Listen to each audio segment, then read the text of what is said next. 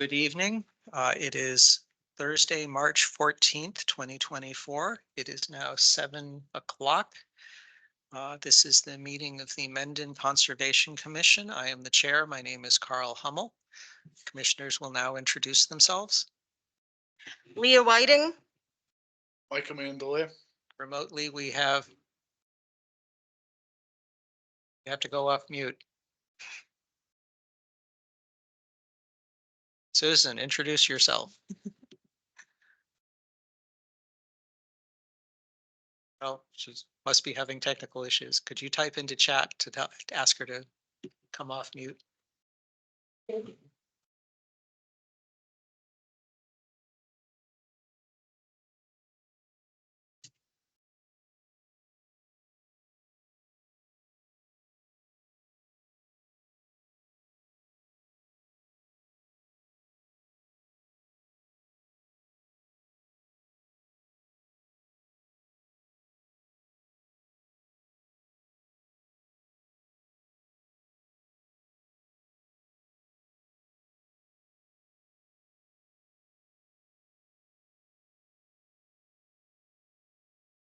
Should be on.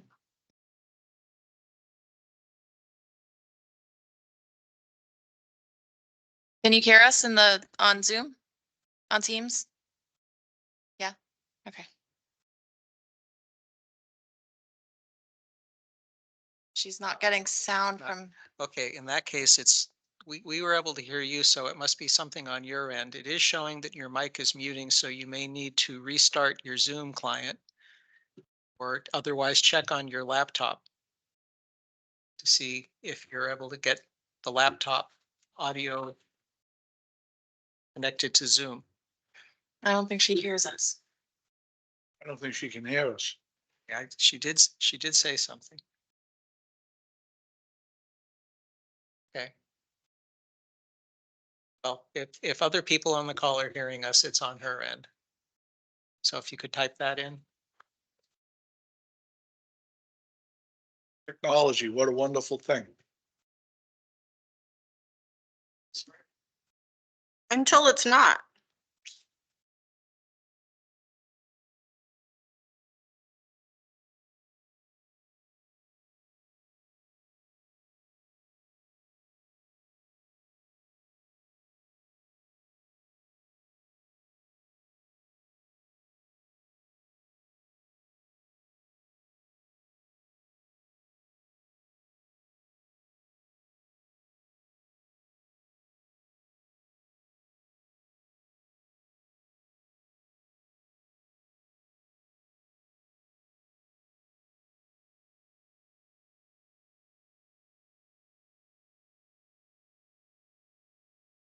Well, without her, we don't have a quorum, so we have to wait for her to finish.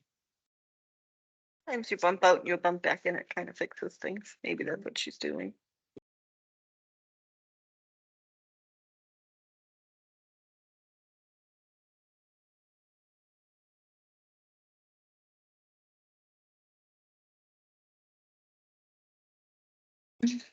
A quorum approaches.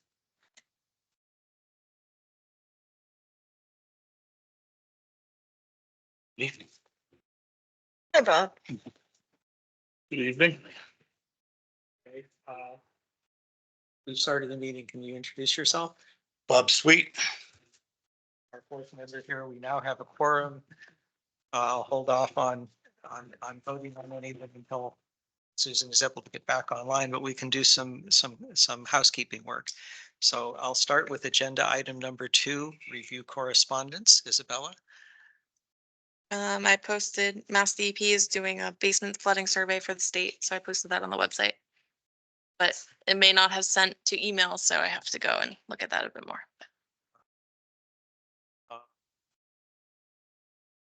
Skip ahead to agenda item 10, financial update.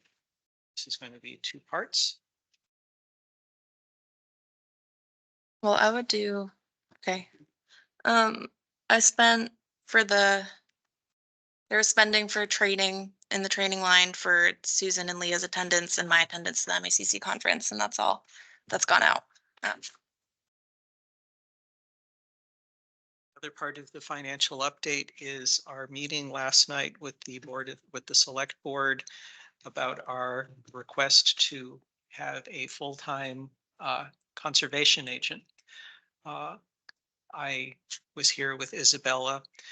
Uh, They were very open and appeared to react favorably to the request. We prepared a document that showed that the additional funding, part of it could be made up with a full-time agent would be able to research grants. Part of it would be increasing the Mendon bylaw fees and using part of those for the salary that we could draw from the Massachusetts Wildlife Fund portion of uh, the the fees that we collect under the for the filing fees. Uh, the next Isabella is funded as full-time until the end of this fiscal year. Uh, raising this to a full-time position is something that will likely be a line item at a town meeting this spring. And we also totally embarrassed Isabella by saying what a wonderful resource she was for the town. And I was speaking, all other people in town staff were saying that she's very active and a go-getter. And yes, you embarrass people by praising them in public. So in terms of that, there may be another hearing with the FinCom where we go over the line items, but we basically went through and with the town treasurer and explained the line item changes we were making. Susan is still not back yet. Okay. We can go through the review RDA and NOI checklists. And so that's one of the packets that we have before us. Sorry, we're waiting for Susan to vote. Pardon? We have 4 people. Yes, but I'd like to give her a chance to reboot and do the housekeeping before we go on to the other issues.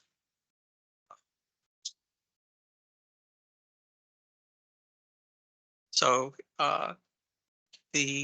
my understanding is the goal is that we would be reviewing these. If people have feedback, if they could get it back to Isabella in the next couple of days with the expectation that they would become part of our policies and procedures, and then we would be rolling them out. So you give us an overview of what they are. Document. Yes, there are a few checklists that I put up or want to put up on the website, but I'm running by here first. So there's checklist for RDA, checklist for NOI. And then there's the meeting schedule. So the end of the year, we could decide on our meetings on if we want to hold the November and December falls on Christmas and Thanksgiving. So deciding maybe to do just one each of those months and then we kind of need to talk about how we're going to approach expired permits and make a game plan for that. Yep. Already had a couple cases in the past month where people have come to us with expired permits. The other situation that happens is a realtor calls us up and says, hey, I need to have a house closing next week. The title's encumbered and we have to run around and make that happen. Susan, are you able to hear us now? You're still muted. Yep, Oh, good. Yeah. Okay. I had to reboot, but it's just been an issue with this Microsoft stuff. Okay.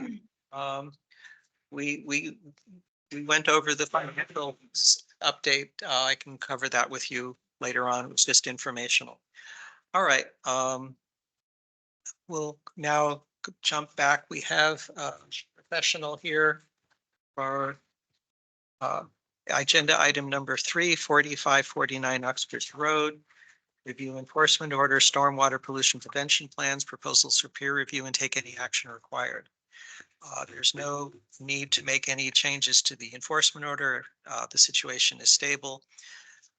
Isabella will give us an update on the SWIPs and the latest site visits and correspondence she's had, and then we will be talking about peer review and perhaps limiting the scope of that. So, Isabella? Uh, yeah, so I went, there have been a couple of SWIP reports submitted in the past few weeks. Last week I went on Thursday, Bob attended with me. We observed a sediment blowout on the upper part of the temporary access road. And that was corrected in the next SWIP report that followed on the 11th. So they added another mulch berm up there and have cleaned out the sediment that ended up in the bank stream. And there's no, we're continuing to see clear water flowing into the adjacent wetlands. So the site is in good shape at this point. The discussion on peer review.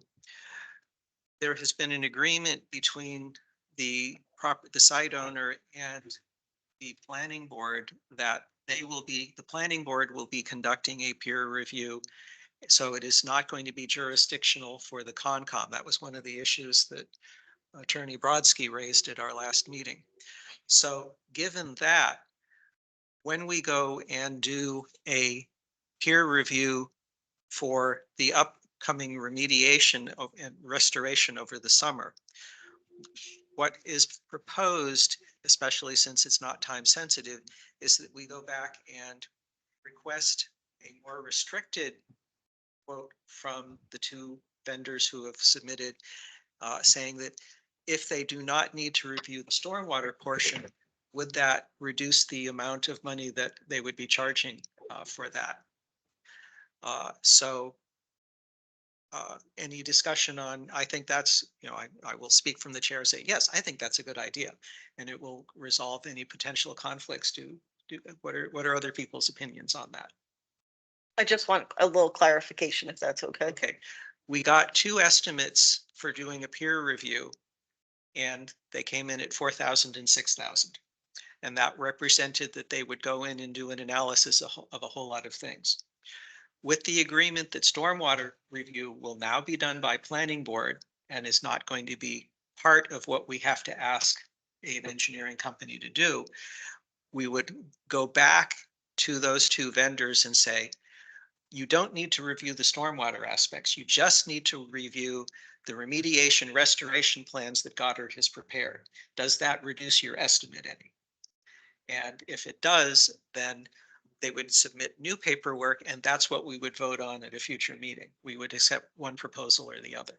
So in other words, we're still doing a peer review. We're just taking the stormwater part. Yes, and Okay. the question for the two vendors is, by removing any consideration of stormwater, it's being handled by another firm who has previously done stormwater for the site. Does that reduce their fee? And that would be of interest to the applicant. They're paying for it. Will we be getting a copy of the first peer review from the planning board?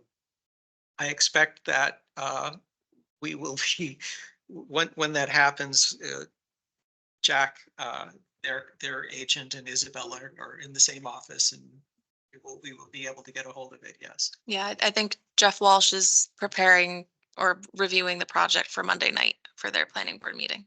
But he has also agreed to work with any wetland consultant we choose to look at erosion controls together if they do site monitoring or however the review goes. Yeah. Fine with it. Okay. One other question. Yep. When we do pick a vendor, will they also follow up after the remediation has been complete? And then give a report on whether it was done to specification? I think that's part of it. Yeah. They would be on-site monitoring restoration when it happens. I believe one of them said that doing that afterwards would be an additional fee. So that's something we can clarify. I may be misremembering, but it's something to take. All those terms and conditions should be in the contract Yes. that we have to sign. I believe one of them said that one of them didn't mention it and the other one said that it would be an addition. It was on their last page, additional things we might pay for after. So Attorney Brodsky, do you have any input on our discussion? Thank you, Chair Hummel. And again, my name is Adam Brodsky. I'm here on behalf of the Route 85 Realty Corp. Unfortunately, Mr. Naynard had another hearing and Tom Schutz, our wetland consultant, was not available. So you're stuck with me tonight. And again, Mr. Naynard has indicated that he's generally agreeable to funding a peer review of the restoration plan. But as you know, we had objections to broadening that scope to either address stormwater or again, another review of the erosion controls or the broadening of the review beyond the restoration plan. So with that, we look forward to seeing the revised proposals and we'll continue to work with the commission to address its concerns. Okay, thank you very much. You're So welcome. to make this official, I would entertain a motion to ask our agent to reach out to the two vendors and ask them to provide another quote with the reduced scope restricted to remediation restoration. So moved. Is there a second? Second. Okay, Susan, you ready? Yep, you're off mute. Okay, all in favor? Aye. Bob, aye. Opposed? Okay, passes unanimously. Thank you and good night. Thank you. Good night. I see Ed Avenises here. Which project are you here for? Ed, Hi, yes. What's your last name? Because I probably just mangled it. Yes, that's okay. The last name is Avizenis. I am with, yes, my name is Ed Avizenis. I am a professional wetland scientist and certified professional soil scientist. I'm here on behalf of Angelo. I'm not going to attempt Angelo's last name, but this is the Bellingham Street. Okay, all right, so I'll open the meeting for discussion of 13 Bellingham Street, review restoration plan from Avizetis Environmental Services and take any action required, and that's this one. Okay. Great. So if you can make your initial presentation, you can do a screen share if you have documents you wish to have us look at while you're talking. Perfect, Do perfect. they want to come? Pardon? Do you want to come up to the table or do you want to stay back there? You're here. Yeah, for- so- you're okay. You're here for this part. Yes, come on up. Yes, I'm a hired goon. I work for Mr. Avizenis. And you have the logo too. That's all you need to be a hired It's goon. on the card. It's on the card too. You're like everywhere. That's right. So whichever of you wants to begin the presentation.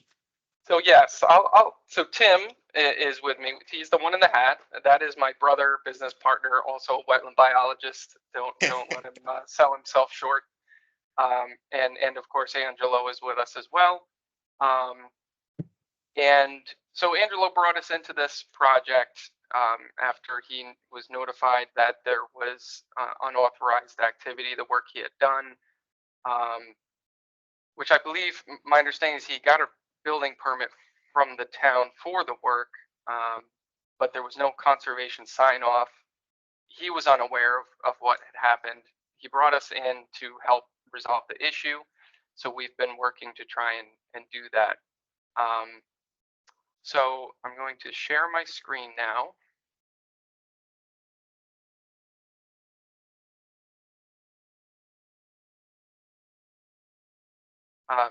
And you know, we always do a full review of a property when we take on a project. Can someone just confirm they can see the map on the screen right now, aerial photo? Yes. Thank you. So Angelo had, you know, he had told me, he said I hadn't filled anything that wasn't historic, you know, disturbed, filled already. I kept it along this perimeter that was already raised up and filled. I you know, wasn't completely clear to me what exactly went on out here, but I wanted to do our due diligence. Part of that is, you know, reviewing historic aerial photos, reviewing all our remote resources. One of those being the LiDAR 2013 layer, which I'll turn on now for you. So, I'm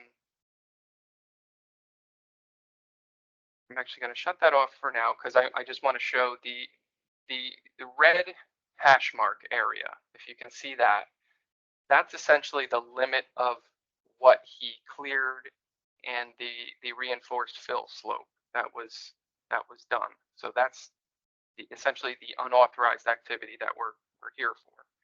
This yellow line was the approved limit of disturbance from the previous plan. So, we referenced and overlaid the plan. This is that line from the plan. What So would the the scale area- on that be? Sorry? Excuse me, what would the scale on that be? Would it be 1 inch equals a foot or 1 inch Well- equals 10 feet?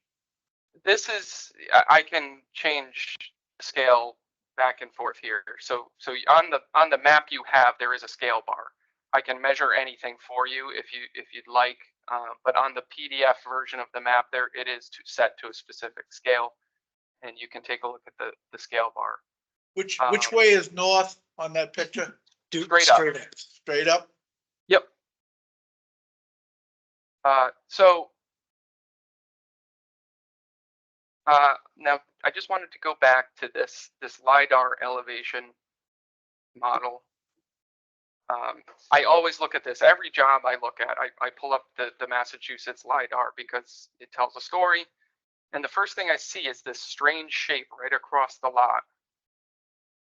This weird curve to it that was not apparent in any of the aerial photos. But that means it's a raised surface. And to me, it looks like, disturbance in this area, and it looks like a road. And then I followed it north, and you can see that this is a straight road. It used to be a little bridge over this water body here. Not to get too carried away with that, but I ended up pulling out the 1938 aerial photo to see how that overlaid with that LiDAR. In 1938, you can certainly see the Bellingham Road here, and then there's this secondary road that comes along here, earthen berm, right along this toe of the, so essentially right where he cleared and filled into was all historically cleared, filled, road, cart path, whatever you want to call it. It was all fill material. Well, excuse me, I'm Peter Coppin. If I were an old farmer, I would want to draw my tractor right along the edge. And I don't know if that glorified, that looks, it's almost like you can see elements of it, but that's in the 30s, right? Correct. And whether it was fill or whether it was compacted, it's a little higher. What's the green in the LiDAR? What is the color? Does it show wetlands? What are the different colors, or is that just elevation? But you would think. Yeah, you can see that there's, significant drop off. You can actually even see the riverbed in here. Right, but that major green swath right across your cart path there, that to me is the edge of the that might have been deeper water of the wetland. No, it looks like it lines up perfectly with the current wetland edge. Right. But it's a vast wetland there, and it might have. Got it in the pocket. You've got the map. Okay. It's I'm right just here. trying to interpret the map. What's the green? It's elevation? Yes, this is higher. So this lighter yellows and greens is the lower elevation. You can see the shaded, it's a shaded relief map. So you can see the shading here signifies a downward slope to the south. So this right here, this brighter color, that is the wetland edge, and it lines up perfectly with what we see today and what was flagged on the permit, the approved plan. I'm not trying to. I'm just setting the stage and showing you my thought process and how I reviewed the project, and just wanted to make sure everything was seen in context. So in that context, and you can see here in the 38 photo, you can see that line. You can see the wetland edge right here.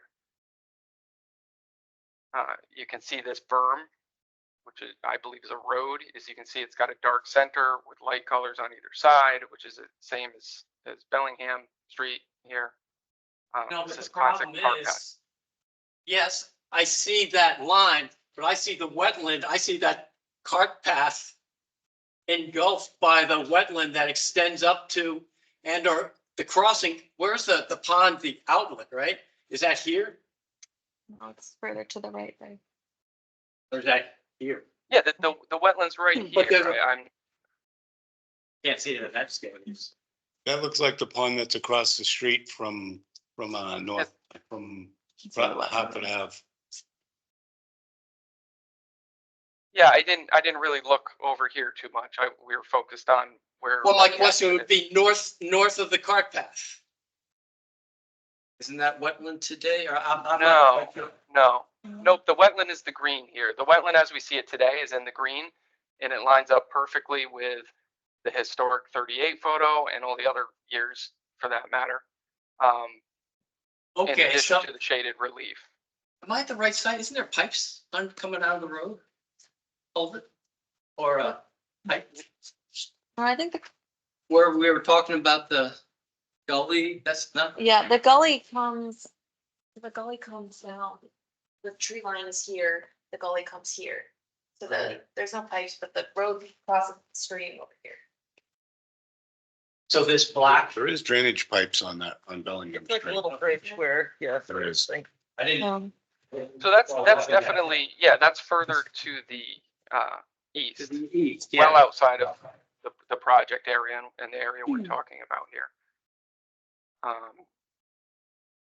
So I'm going to hop over to just to get to the meat of it here. This is basically the red crosshatch is the unauthorized work. The yellow line was approved via the notice of intent for the property. So the red where he's encroached beyond that is the problem area. Right. Now, according to your key, it's about 30 feet in width. That would, yeah, that's about right, I would say. And you know, on average, maybe in this area here, about 30 feet. Yep. So, you know, simply, the vast majority of this we want to just restore. So, bring this line back into the yard and plant a line of Rose Bay rhododendron right on the top of the slope.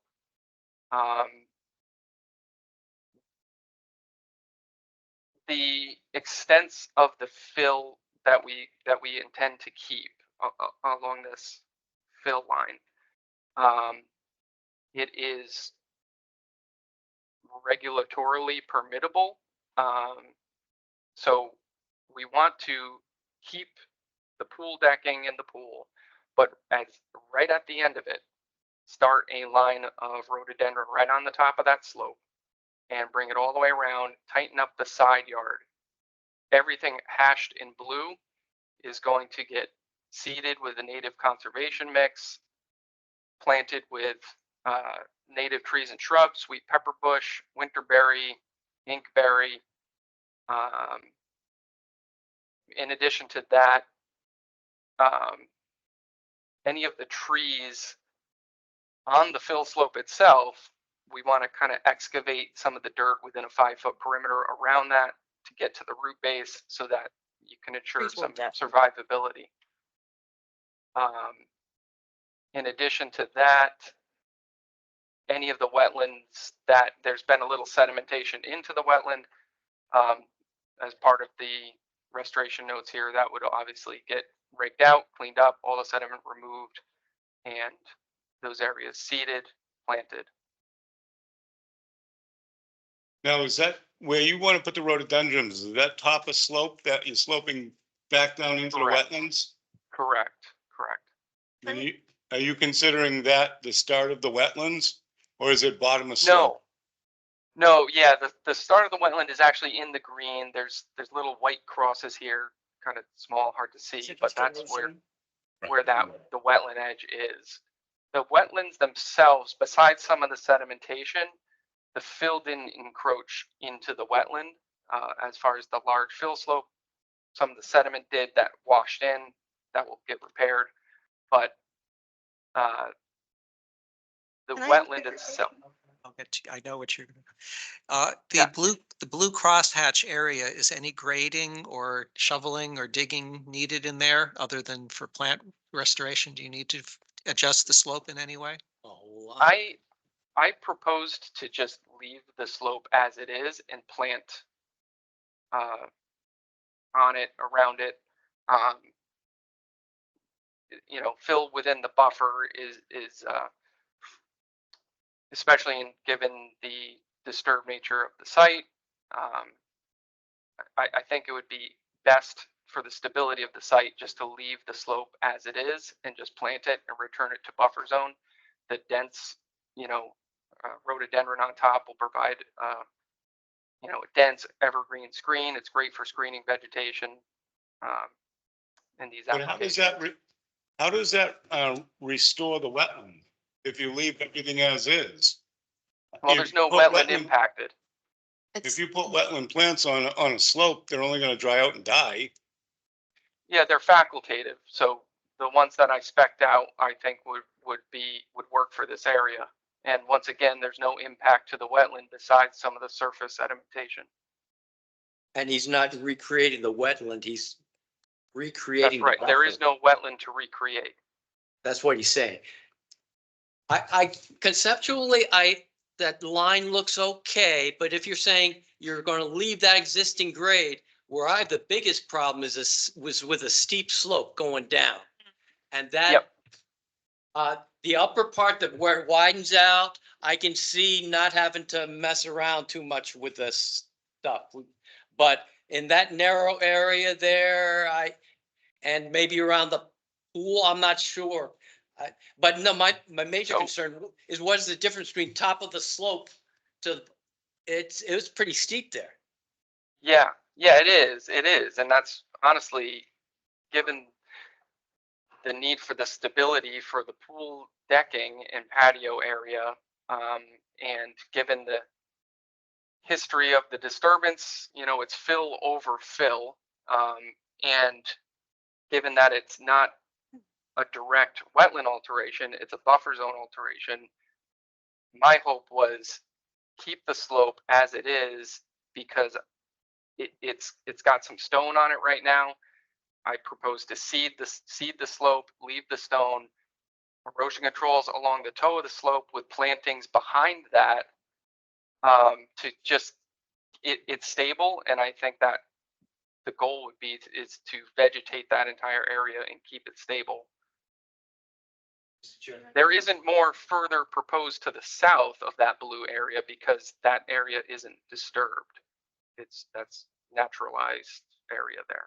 I can see leaving this for a structural concern for the pool, but when you start coming around here, structural to what? The house? No, structural to a flat lawn. So your options are to move it here to get a better slope, to build a wall, or to do some fancier landscaping to allow a steeper slope. I don't know. Yeah, I totally see your concern. I mean, so you would entertain a retaining wall here to get rid of the slope, put a retaining wall at the base, at the back of the, I think a Patio retaining here. wall will do more damage. yeah. Where's the water gonna go? But yeah. Can I ask a few questions, please? If you want to talk about the botany, I want to deal with the grade. There's some other questions as well. Mike has a question about retaining her. Yep. Well, it's not a question. I'm going to make a statement. I think the slope would be much, in this circumstance, would be better to maintain. You're going to put stone in it. You're going to put any more stones on it? Or i.e. riprap type stone? there's and then- riprap on it now. I would Okay. recommend leaving it as it is. Exactly. And you're going to try to seed it so you will get some growth and roots coming up in between the stones that'll help lock everything in. That was my hope. I thought, I agree. I can see that working. I agree to that approach. And you're okay with a riprap slope of more than 45 degrees at Isn't there some question of stability? I know it's a Yeah. function of the size You of the didn't- rock. I would say, see is it. there any way, there's some stones that have tumbled down into the wetlands, especially if it floods, the water gets all the way up there. So is there ways to keep, I think, or maybe put more stone towards the end of the slope so it's not as steep? I don't know how you would do that, but I think I agree with, obviously any of the stones that have rolled down and into the wetland should be, pulled out and placed on the slope in a stable position. And I think the vegetation, those rip-wrapped slopes colonized with vegetation, and that will help provide stability. Leah, you had some? I have a few questions, but I don't want to keep everyone here all night. Do you have a supplier for the rhododendron maximum yet? Because they're hard to find sometimes. I don't think we have one yet, no. Okay, so if you don't use the rhododendron maximum, do you have a second choice to put in there? We can come up with another. The Of course, rhododendron yeah. maximum, you're gonna need a couple of seasons of good watering for that to establish, if this is gonna work at all. So Angelo, you're gonna have to bust out the hose and, water them as well. The clethra will be fine, the ilex will be fine. In terms of that, they're really easy. But I just worry, About that's, the availability. that is your main screen there that's gonna hold the top of the hill up. So you gotta be real careful for availability and size. Did you say 3 pots? I think. We typically do, yeah. Okay, I usually spec 24 to 36-inch height after planting. So I guess, 3 to Okay. 5. okay. I mean, bigger is always better when you're trying to hold up a slope though. So, Well, know. I don't think there's a lot of concern with the stability at where they'll be planted. So I think it's fairly stable as it is. They were more for a wetland buffer and screening, for visual and audiological purposes for the wetland wildlife, just to provide additional screen there at Okay. the top with a dense evergreen screen. So I think any dense evergreen, white spruce would be an option, something like that. Spruces aren't doing so well in this climate though. So. True. Native, You know. a native evergreen. Yeah, okay. Other question, what do you use, what native seed are you gonna be seeding? Do you have a seed mix yet? We usually use New England wetland plants, and they Okay. have a conservation seed mix. That's a good place, right? Yep. But just, making sure that it's for the right, sunlight, moisture, all that kind of stuff. Sedges are Sure. always good for that kind of stuff. Sure. And And you, we're open to recommendations as well. This is a concept that we wanted to present. So if there's a specific seed mix you prefer, we'd be happy to. okay, This and is 200. just to clarify, you are gonna clean up the silt in the wetlands? From the stream. Absolutely. About that. Okay, and That's 100. are you saying that the I'm wetlands weren't filled in? Correct. Within 20 feet. Which is Feet of the only thing I mean, it's done, it's already done. They were silted. Yeah. There was silt and sediment coming off that slope that is in the wetland now, that we But definitely what I'm intend to talking clean about up. But is- the major fill slope, it doesn't look like it stopped right at that historic fill line, and it matches up with we referenced the flagging from the previous NOI you folks approved a few years ago. We use that line. We currently flagged the wetland edge. It lines up. So it looks like the major fill area didn't encroach into the wetland edge. It went pretty darn close, but it dodged a bullet there. I only say that because there's a blue flagging around one of those buried trees, and that's wetland flagging. So Yep. that would indicate that they filled in a wetland area if they filled. Yeah, in those that tree with were our flagging. flags. Those were our flags to identify that edge. So you just The edge of the And- wetland. No, those flags were there before when we Well, went. no, I want to clarify. Is that blue flag there? Is that the wetland coming right to the toe of the slope? correct. So I don't really care about the 100-foot line from the riparian. Yep. I care about that wetland edge.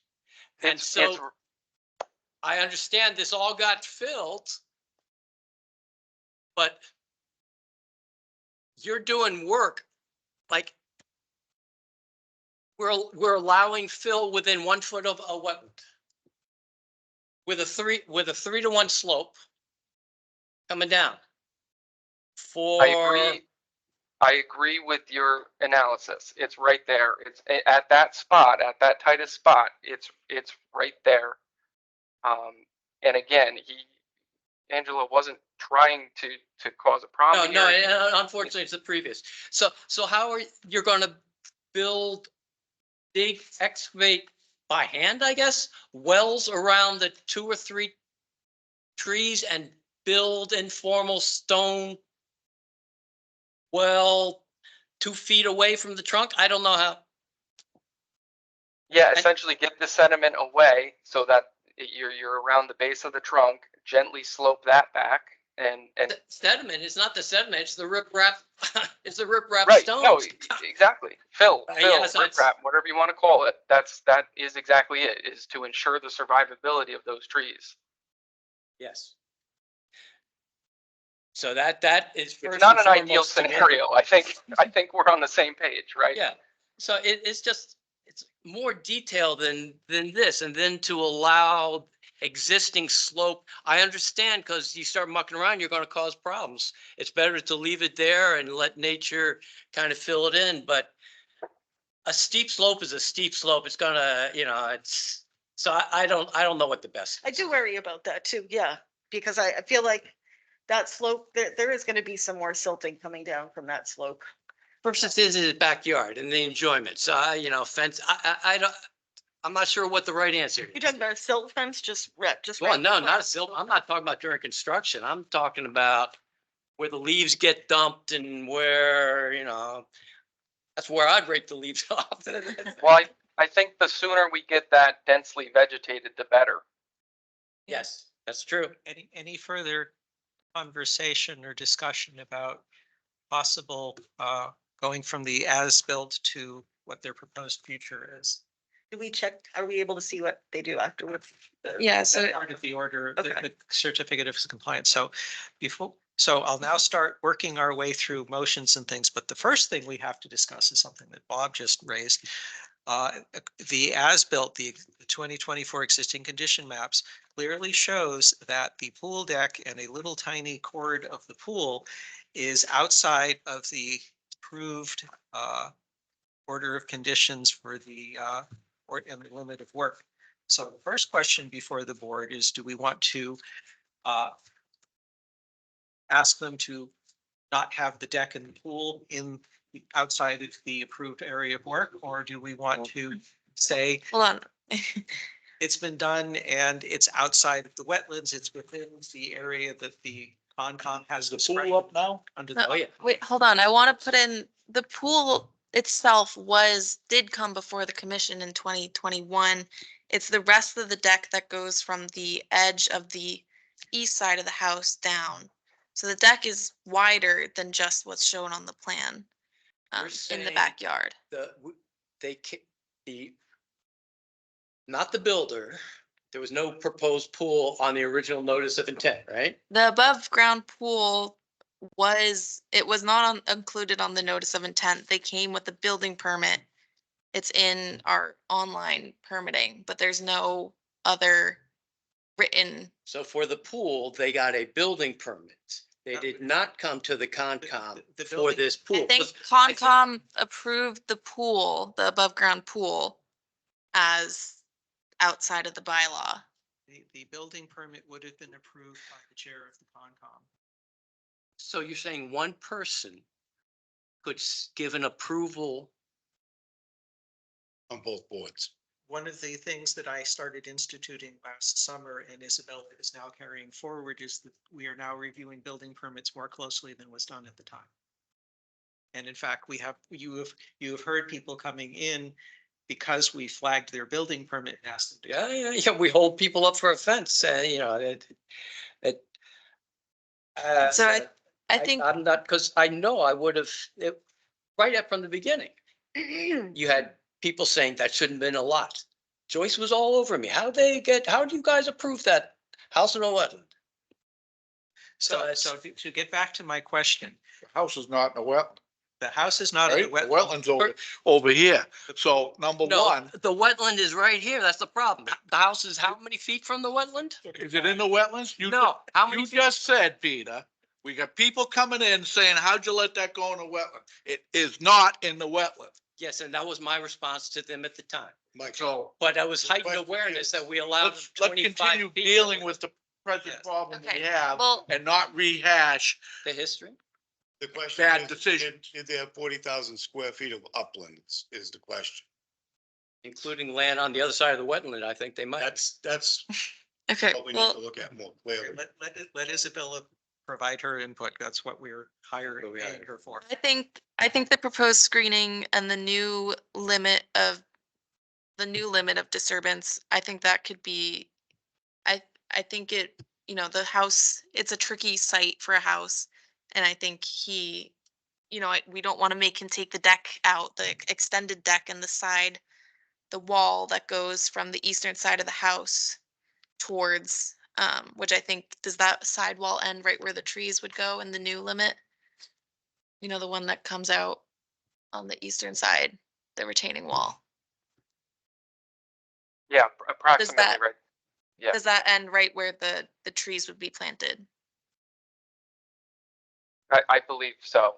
I'm not exactly sure of the location, but I think it's right there. So I'm so okay.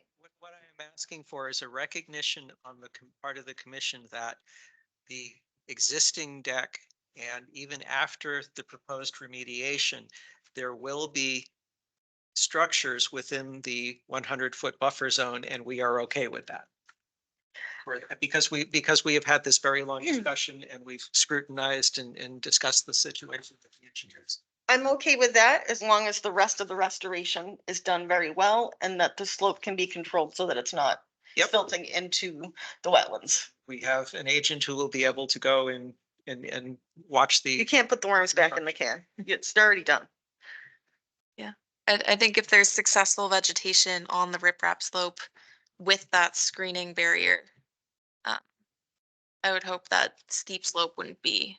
I would A get as threat. much sedge as possible on that slope. That will grow there and like it. I mean, even PA sedge on the top, maybe some carrot stricter on the bottom of it, because that likes it wet, some tufted grasses. there's no time pressure on the certificate of compliance, so we can wait a season or two and make sure that it's heavily vegetated before we finally sign off. Isabella stops making site visits. Well, could we enhance that quicker? I don't want to put soil, but something to speed up the process, or we gotta wait for leaf and I don't know. Something to be, It's a good time of year to do it, heading into spring. Well, some of those native seed mixes, hopefully they've been cold stratified. Because Susan has her hand up too. Yep, Susan? Oh, yes, hi. I was just looking at the NOI from 2018 and the address is stated as 10 Bellingham Street. Was that because it was just, they renumbered it when they built it? I'm just curious if the right one has been posted up there. They renumbered the lots, yeah. Okay, that was it. I have a question. Is any material being removed or is it just what's there is what's staying there? And we're gonna put plants on it? The only stuff being removed would be that little bit of silt That's actually in the wet. that had gone down, yes. and tree wells. So I'm not sure how many trees require, I know there's at least one good sized one there. I think there's at least 4 that. yeah, need it. I think there are 4 that I saw. And I'm not an advocate of having them tear their pool down. I just want to Okay, understand what we're asking them to do. okay. So with that understanding, when we approve their proposed conditions map and subject to any things that we bring up during the next discussion, it is an implicit agreement that pool decking and the pool as they are can stay because they're already in what we will be approving. So that will make sure that there's no pushback in future years saying, how come you didn't force them to pull it out? Well, we had this conversation and we approved a plan for it that would allow it to stay there. So Given that we have this proposed conditions map and there's very detailed instructions on the restoration notes. The expectation is that this is what we would be approving.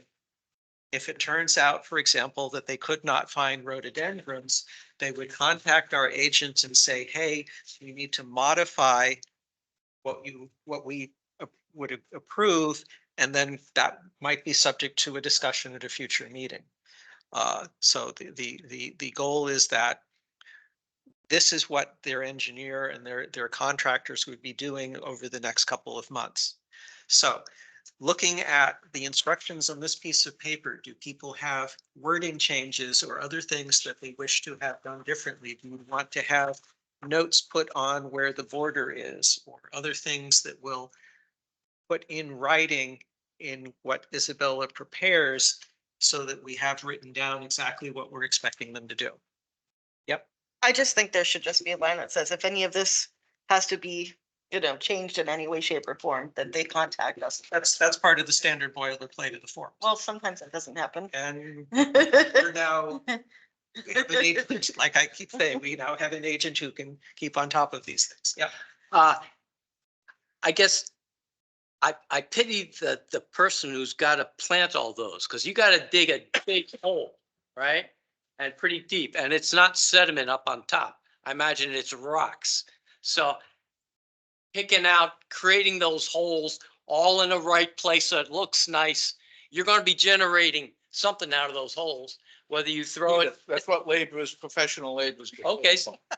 that's right. So what do they No, do? I see your They're point. going to throw it downhill, and that's going to If begin he's to got it- fill in that riprap. And then they're going to be bringing in some good soil Well, to plant all those. That's going to be a So couple could you- yards of soil. what I think you do plan to have erosion controls at the bottom of the slope during planting. Absolutely.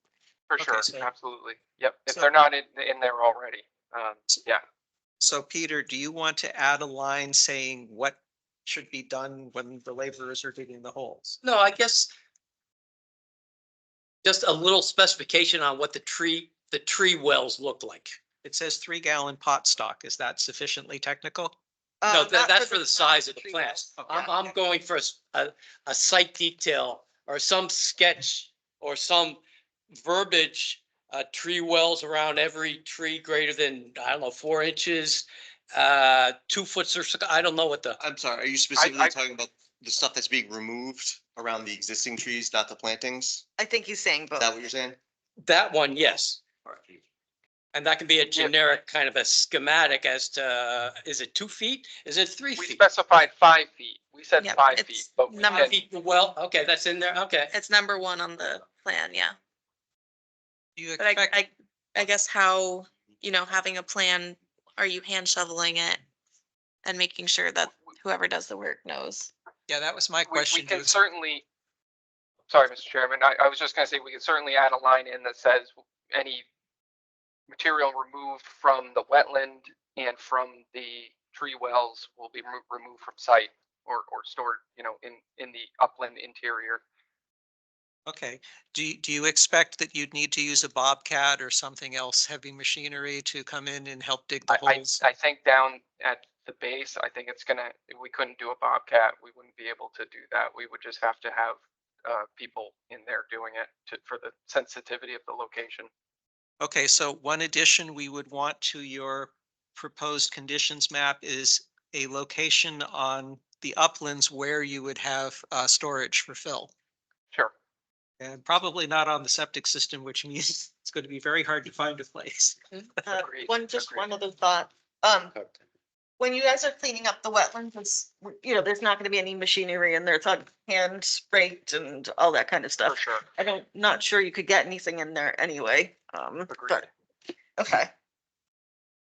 All right, so the one amendment to the existing proposed conditions map would be adding in a upland fill storage location.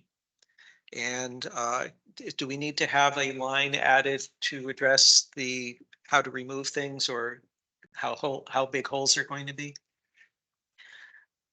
I would just think that, the plant, while they're planting, they're not using any big machinery that's gonna disturb anything, especially that slope, because I feel like that slope is kind of precarious. Okay, so what's the best way to, I'll look at you too. What's the best way to say no very, very large machines as opposed to Bobcat? Well, personally, Yeah, if it was me, I'm in the business. I would get, if it's that hard digging, I would get a long reach excavator with a stick on it that's 30 or 40 feet long. Sit up in out of the wetland and reach over and go like that, pick a little bit, pop the plant in, and then hand shape it around it. Again, it's up to him. okay. I don't think they. I believe they get the message. They don't have. They're not gonna cause any more damage to that area. It's gonna be easier for them to knock a few of the rocks out of the way, put some dirt there for the bush in. I mean, it's riprap, it's 6-inch stone, it's easy to move. Don't leave any cages on, please. They don't. When- Well, yeah, but if they do anything bigger than that, don't. And Okay. there's burlap too, but there's the good burlap and the bad burlap. They're stuck in pots. Stuck in Okay, 3-gallon pots. so I'll ask Isabella, if we adopt this proposed conditions map, what's the paperwork that we're going to be, which DEP form is this that we're going to be approving? Is Well, this I an think, yeah, enforcement we didn't issue an enforcement order, so we're doing this mutually agreeing. I think it would just be, an administrative permit under the bylaw. Okay, so, And then this would be included on any future files as the new approved, moving the limit of work approved for this property would be moved to the vegetated line. okay, so it's, So, go on. shouldn't. In essence, we've allowed, made the decision, yeah, okay, there's a boo-boo. But we're gonna ask you to file an order, notice of intent, so that the neighbors could say anything versus no, this is an administrative fix. I'm not sure what category it fits under, to be honest with you. Well, I wouldn't, they've submitted the plans here. If they did a notice of intent, they'd have to just submit the same thing unless we want more. Right, Unless but we then want there's more. a notice of intent. I'd rather have it tied almost to the existing. It's almost not an amended, but Okay. it's Well, that's why modified I'm or- saying, just adding that administrative permit under the bylaw. So that would be something that we write rather than following something under DEP, because this is an enforcement violation following. I just want some clear paperwork. Well, that's why I asked her. Her recommendation is that rather than asking the applicant to go, This would not be. They wouldn't Doesn't- ever search. To go through the process of notifying the Right. abutters and having a So- public, so- I hear you. so rather than, that would probably delay until well. into the Yeah, planting yeah. season. So it sounds. I'm fine with that, yeah. Our bylaw. Oh, look, our bylaw lets us do something that we didn't do before. Well, Kind of a friendly consent decree, it'd be a friendly enforcement order, friendly enforcement. Yeah. but since we have the administrative permit process, we can follow that instead of the DEP enforcement order process. So I guess the motion will be to authorize Isabella to prepare an administrative permit accepting the proposed conditions map with the addition of a upland fill area. I'll make that motion. Is there a second? Discussion. I have one other question. Yeah. Do you still have the piles of dirt on the other side of the driveway? I do, yeah. Do you have any intentions with them, or are you gonna take them off site, or? Probably I'm gonna take someplace else. Is it good dirt? You could always top dress your lawn with it. Yeah, I'm not sure what I'm gonna do yet. I was thinking and do something in the front of my yard, but I'm not sure yet. Okay, any further discussion? Susan, time for a vote. Come off mute. Wake up, Susan. Yep, she's there. Okay, Who made the second? who made the second? Mike seconded. Okay, all in favor? Aye. Bye. All opposed? Any opposed? Okay, passes unanimously. Thank you for coming, and you should work with Isabella on getting the permit, the administrative permit, and then when you're going to begin the work, let her know and she will work with you on scheduling site visits during the process. Thank you. Thank you guys. Thank you all very, very much. Thank you. Enjoy your evening. Have a good night. This is just my color now. All right.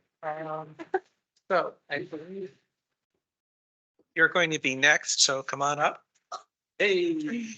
You've got to watch how sausage gets made and permits and stuff. It'll be a lot easier now. Yep. So next, agenda item number 569 Maury Street, here from homeowner Sue DeCosta requesting approval for emergency beaver dam removal and take any action required. Yep, you've got some stuff.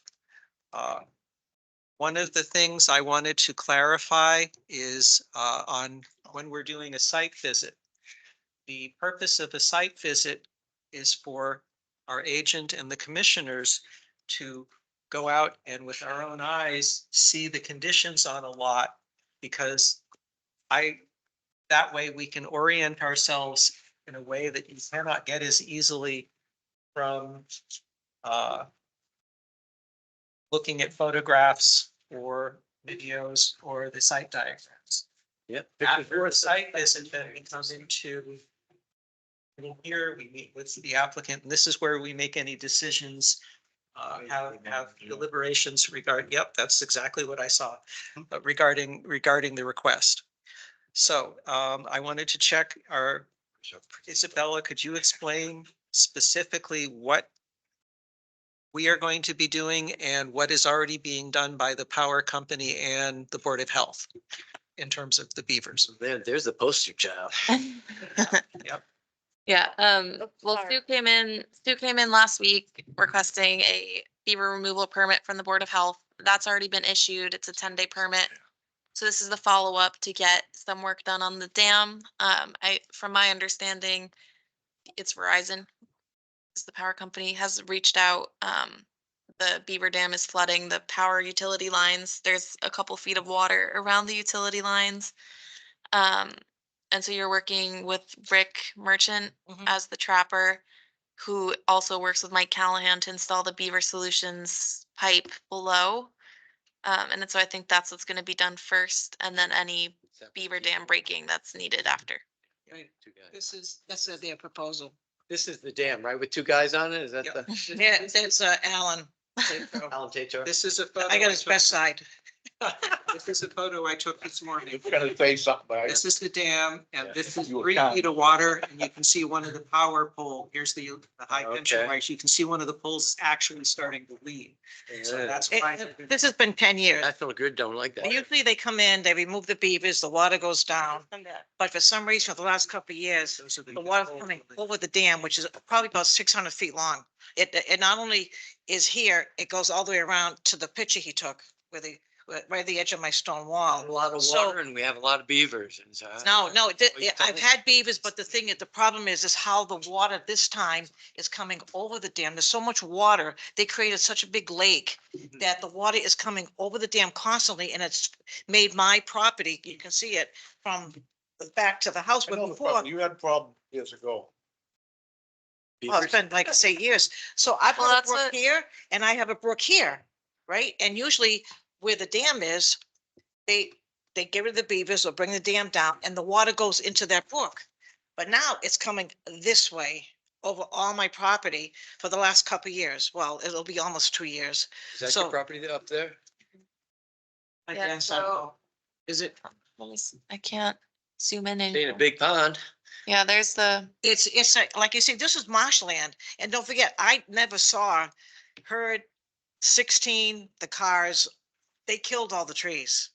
They killed them. And But they do. so they've been working with me over the years. And then I talked to Mike last, because Rick's been on my property almost every year. And now they think putting a pipe in well, bring the water down and the beavers won't be able to do anything. The water's gonna go down and stop. They gotta bring, I mean, you see the picture that pole, usually if I clear just one little corner, I'll bring the water down by 3 feet, easy. And the pole, so they go down and of course, they take actually, the first time this happened is a tree came down and fell on the power line. Because they're eating the bottom, they eat the bark. Yeah. I can't believe they cut trees. They live on bark, Yeah. right? So that's what they try to do to my property a couple times. I was out there every day for 1 month behind my house taking the dam down. Every day because they wanted to flood my back and just reach up and just nibble on my trees. And I'm like, no, you ain't doing this, you bastards. Every day I was out there. I can't believe what they do in one night. Oh, yeah. Okay, but so I found you've had permits before. The last permit in, I think it was 2021. Let's see. Is this one? No, that's the one that's the permit that was just issued. Did I do something then? Yeah, so it's Mike Callahan was gonna do the beaver solution, so I wondered, how did that work back They then? didn't do anything. They just come and send Rick down. They just send Rick down, okay. They send them down. But what happened too is that, Thornton Street, just a few months ago, we discovered there's a beaver dam there. Because they came and removed 2 beavers for me last year, within 3 days, which has never happened. I saw the dam being beaten, my little dam, because that's what I do is I go out and I look in that little corner. I'm like, oh. When it's built, they're back. 3 days. 3 days, but we figured it was Thornton Street. That's where the other dam is. Sue, do you have a permit to take down the beaver dams? I don't have to, it's on my property. I just take that little corner down. After he's, I don't take the beaver dam down with the beavers there. I'm just draining the water down. Once the beavers are gone, I just drain the water down. That's all I do. You know, because there's no sense in me taking the dam down if the beavers are there. Believe me. Where did the beavers go? Back up, man. The trapper takes care of it. But Travis, I thought. oh they no, migrated. he takes care of it. I don't, well, I did 10 years ago, I didn't know anything about beavers. And so I went in there and I took 2 corners down. I was so proud of myself. The water went down like this, right? I get up the next morning. I mean, they take my 2x4s. They take everything in my property. So then that's when I got a hold. I finally got a hold. It took me a while to get a hold of Rick Merchant, but I finally got a hold of the power company because I kept calling everybody up. Actually, you know who helped me is Alan because he knows Rick. And they came back. So now I just, deal with Rick directly and he'll call Mike. But like I say, for the last, like this year and last year, it's just flood. It's made a terrible, my backyard is all water. It's awful because it's just too much water in there. And then we had that rain. Oh, that rain, those inches, I had, I should have said I had waterfront property. Everything was water, everything. I went up All the around street, your house, John yes. Dudley came by because, I guess the big thing is too, is they're gonna, fix the culvert. It's too, it's washing away. It can't handle what just happened twice. So Can't that's handle the highway department. We made Yeah, this- so he's, so- at least he came down and, I called him first and I said, you want some pictures? Oh, no, I was here. But it's different this time. Usually if they solve the beaver problem, my water goes down, it goes into the brook, I'm fine. I bring the dam down, I bring the water down a little bit for them because of the poles. But then this time here, it's not stopping. So he wants to try putting the pipe in. I want you guys to at least allow them, Mike, to do what he has to do. Yep. So to solve the problem. So directing back to the paperwork, the approval that we would be giving is to do what?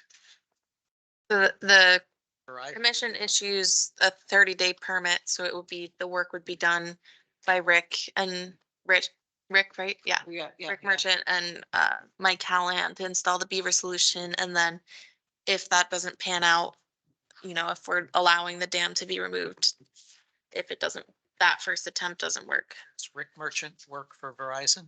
he's, Basically, Okay, so Verizon would be paying for this. Yeah, Do we have to give the paperwork directly to Verizon, or do you know who to give it I to? think we give it to the homeowner. To the homeowner. Homeowner? Yeah, the Okay. permit is for the homeowners. Can I ask a quick question? So they're still gonna trap and kill the beavers, but then we're gonna put a beaver deceiver in? The And the then- Board of Health already issued Yeah, the But what beaver I'm saying removal. is, after that happens, we're putting in the beaver deceiver, not beaver deceiver, whatever Mike installs, That's what, to hopefully That's solve what the it's problem. called. That's what we're issuing a permit for, is to install the beaver deceiver. If it doesn't work, I would ask you come back. yeah, An yeah, update. I'm giving them an opportunity. It's supposed to be an 18-inch pipe. I read about it. You know, I'm like, okay, try it because it's gonna get blocked. It's gonna be. I don't know if you guys ever been at a beaver dam, but there, oh man. I went on my All right, property. all right. I've lost about 20 trees down on the shore of Huh? the lake. They all make them Yeah, fall into the lake. Yeah, they took down some, they did do a lot of work the first year that the beavers were there because there were so many trees that were down because of the, no bark. They died and they're gone. And I'm like, Yep. I'm not having that happen to my backyard. I really am not. I would be very, very mad. Okay, so any further discussion? Nope. Okay, someone make a motion. No, you go ahead and say, I'll let someone else say the words this time. Can I just ask one question? What we're voting for is to have the beaver deceiver. No, what we're voting for is to approve is it a permit or? Yeah, it's an emergency certification permit. That will allow for emergency beaver dam removal. And we have heard from the applicant that instead of trying to remove the dam, they're going to put in a beaver deceiver, but that's covered under the same permitting process. And we had an agreement that if the beaver deceiver doesn't work, they'll come back and talk with us about what the next step would be. I'm gonna abstain. I think that we need to organize beaver control a little bit better. I'll make a motion. I'll make a motion to approve the permit for the beaver removal and to allow a beaver deceiver to be installed as a measure of water control. Yeah. I'll second. Any discussion? No, so moved. Okay, well, yeah, Aye. all right. Aye. All in favor? Aye. I haven't read the book yet. Opposed? See, a little emergency Hold- permit hold was on. only like 10 Extension. days and we need I some more time. abstain. This one's, I've- yeah, so the Okay, emergency certification from us is 30 days, but the okay, Board of Health is 10 days. You can go back and reapply for an extension okay. if you need it. Okay, so the motion passes with one abstention and no votes. In terms of your question about town policy, Isabella has been researching and working with Jack, Do you want these there? planning board, Yeah, Yeah. in your paper. If you don't want them. seeing how, I scanned them in. They're on file now. yep, those are pretty nice. So the expectation is over the next couple months, we will have a better idea of which town department will be responsible for doing what. We may also in future budget seasons change or clarify. Concom has a beaver line item for doing these things, highway department for this, planning at Board of Health for that. And make more clear among the different town staffers what the beaver policy is going to be. So that is something now in progress because I'm not an agent. Isabella, do you mind going over that with me when we get some solid information? Well, I'm a little bit so I'll issue your permit tomorrow and send it Okay, to you that's by what I email. know. Yes, I'll send it to you by email. Just send it to me. So what you're saying is the town has 3 different policies depending on the purpose. So if it's a septic system, it's the Board of So Health. If it's a culvert road crossing, it's the DPW. If it's anything else, it's the Concom because it's homeowners Well- complaining about killing my trees or my yard. Or We may have been, I may have been out, signing off on beaver trapping and removal when it should have been done by another department. That's what. we need to Okay, clarify. that's what we need Well, clarity. yeah, no, Mass General Law. So it's not a town policy. It's Mass General Law gives the sole discretion to the Board of Health. That is the only department that decides whether or not we trap a beaver, whether or not we remove dams or install water flow devices. That's when it comes to Concom. because we are altering the resource area by changing the flow in that site. So we do not decide whether we trap a beaver or not. Even though it's our natural resource. No, that the we're- beaver, the Conservation Commission is in charge of natural resources, not animals. We're in charge of the habitat. Right, they live there and it's a keystone species. Okay, I'm done. So that's what. So, Brendan, just go. I think that's specified on the 10-day permit. Let me see.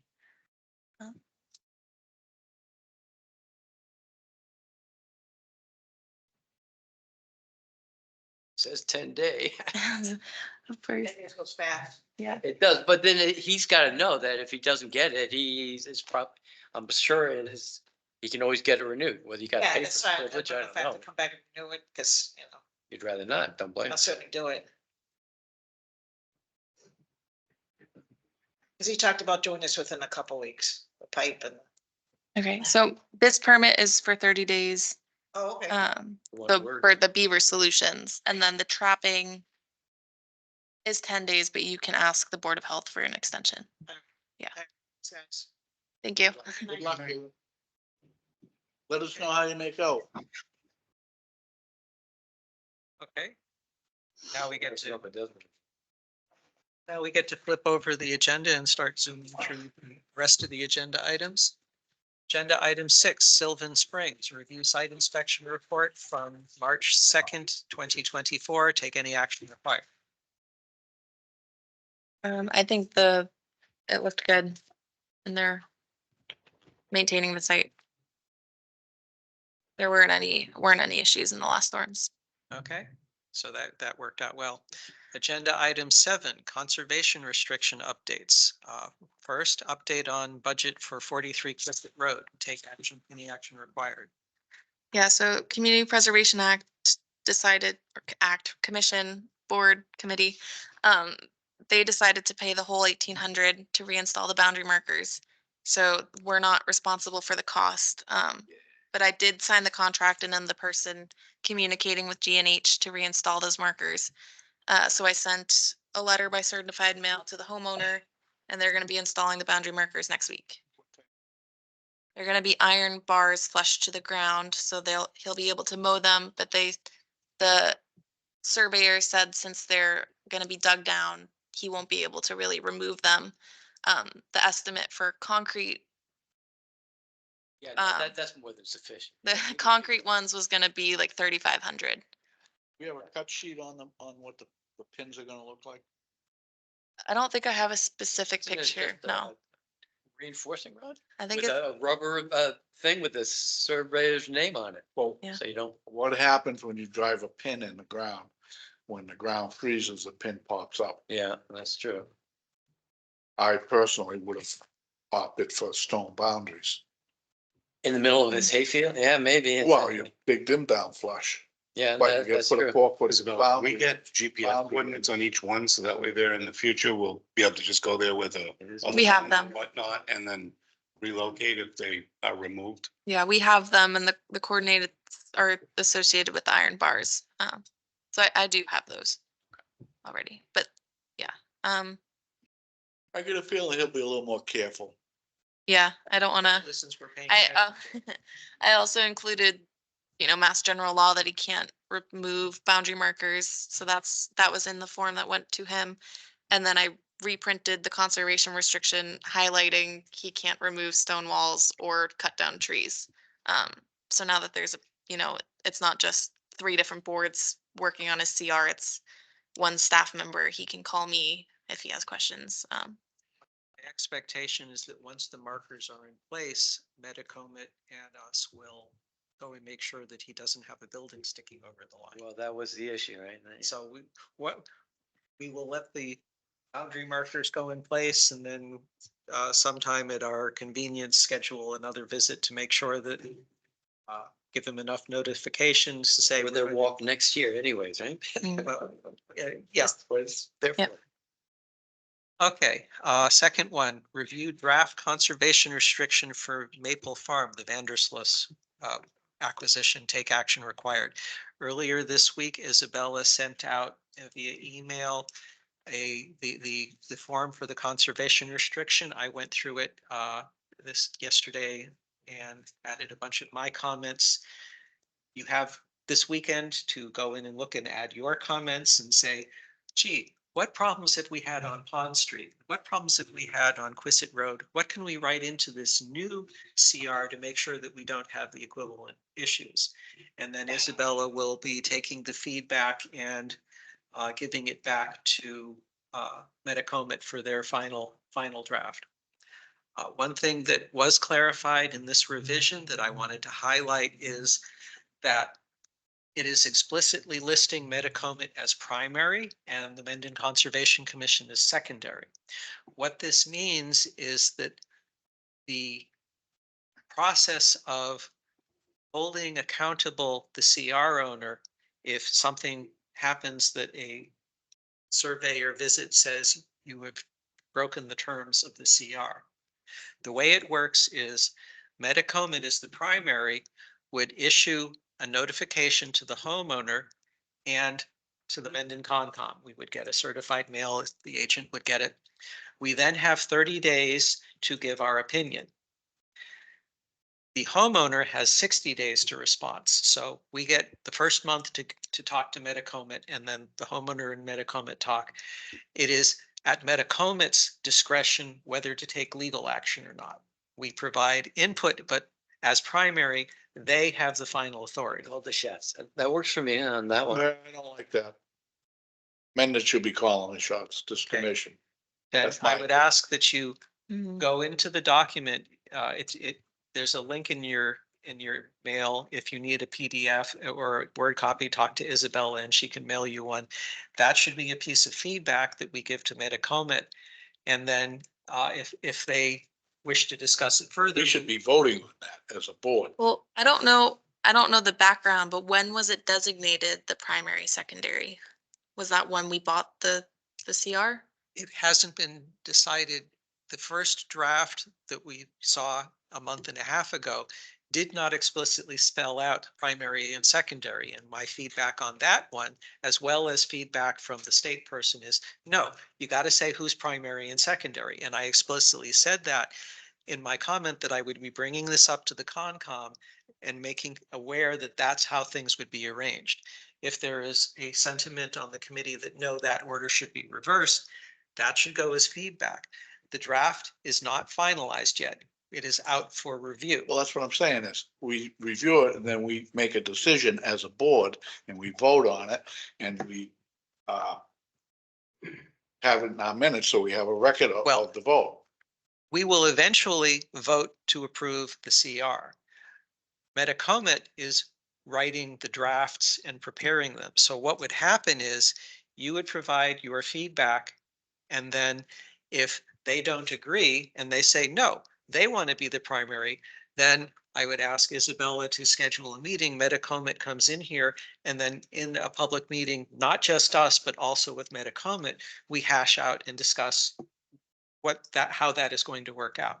We will hear their argumentation and their claims on why they feel they should be the primary, and then members of the board would be able to express our opinion. And if we're lucky, we will come to a compromise and come to an agreement on that. Yes. Help me, because I'm familiar with, we get a state grant, we use CPA, we buy something. The town owns the easement, but we look to Metacomet to kind of review. right? Metacomet. So we're the primary, they're the secondary, Metacomet much like just on the farm we're discussing, right? Metacomet is also putting their money into. Well, Yeah. that's where I'm trying to get. So where in town are they primary? I think this was already, oh, this is the first time that This this is, is, okay, this so is the that, first time they're so getting that's the why primary. it's breaking, and I can see it goes both ways. And if their money's in it, yeah, and if they, and it might be that so. Land is in Mendon. Mhm. Mendon should have control and be the, for lack of a better term, the top dog. Yes. Simple. It's simple, simple, Simple. And we'll hear the members of the Metacomet board coming in and they will have that conversation with us. I think they do an excellent job whenever Well, they're, It's not it's a question of legal status and that's why I'm explicitly highlighting for this board what the process would be and who has the legal authority to take the property owner to court to enforce the CR. And the current draft says Metacomet. The goal is that I don't want to have them deliver us a CR. It says they're primary and then we vote down the CR because then we have to, it delays the process. Well, I I'll would, tell you this right now. If that comes before this board and we vote on it and it's written in there that they're the primary, I can tell you right now, I know what I'll you're vote voting. nay. Yes. I'm adamant about what's in Mendon belongs in Mendon. Okay. And our authority should be on it. And when they come, what